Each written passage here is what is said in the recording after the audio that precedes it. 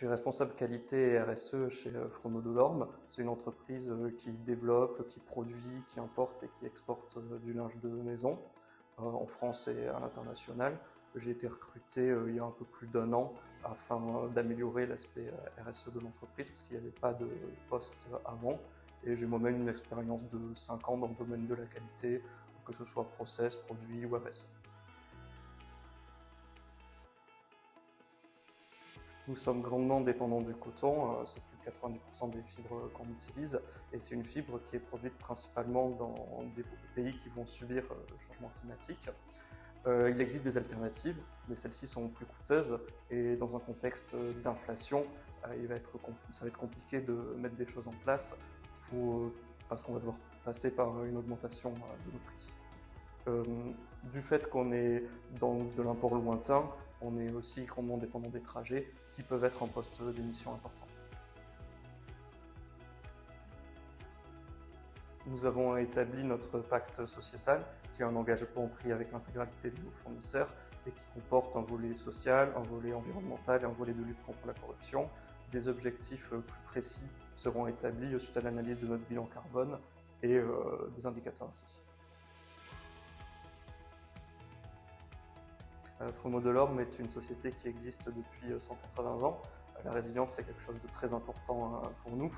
Et donc, dans l'idée de pouvoir encore continuer à survivre dans un monde qui va être impacté par le changement climatique, on a voulu connaître notre propre impact pour nous améliorer et aussi mettre en place des actions qui vont nous permettre de résister à ces changements. Nous travaillons déjà avec le groupe Constellation et on a donc pu obtenir des retours d'expérience d'utilisateurs de la plateforme.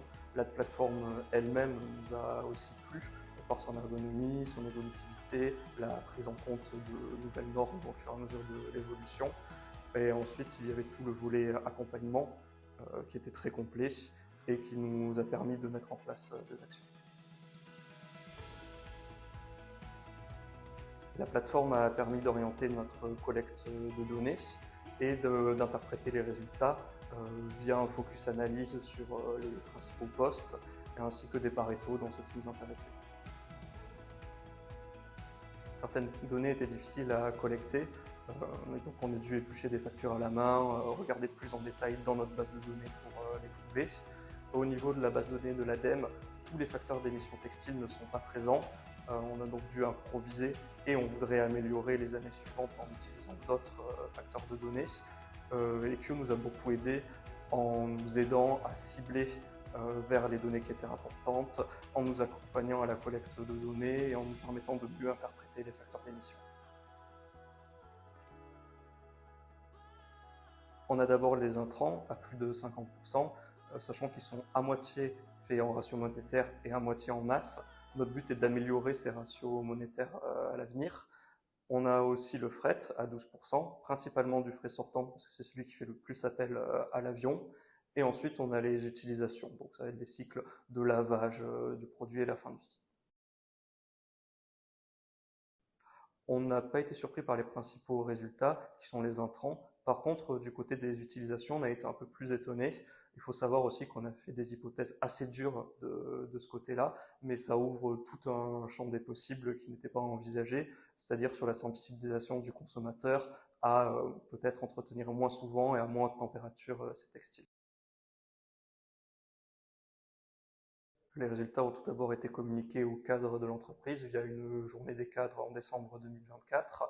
En interne, on va bientôt faire une communication aussi uniquement avec les résultats du premier bilan. Et en externe, on va faire notre propre rapport RSE une fois que des objectifs auront été établis. Et les données de ce rapport viendront aussi alimenter notre CSRD qui sera normalement aussi effectué avec Equio.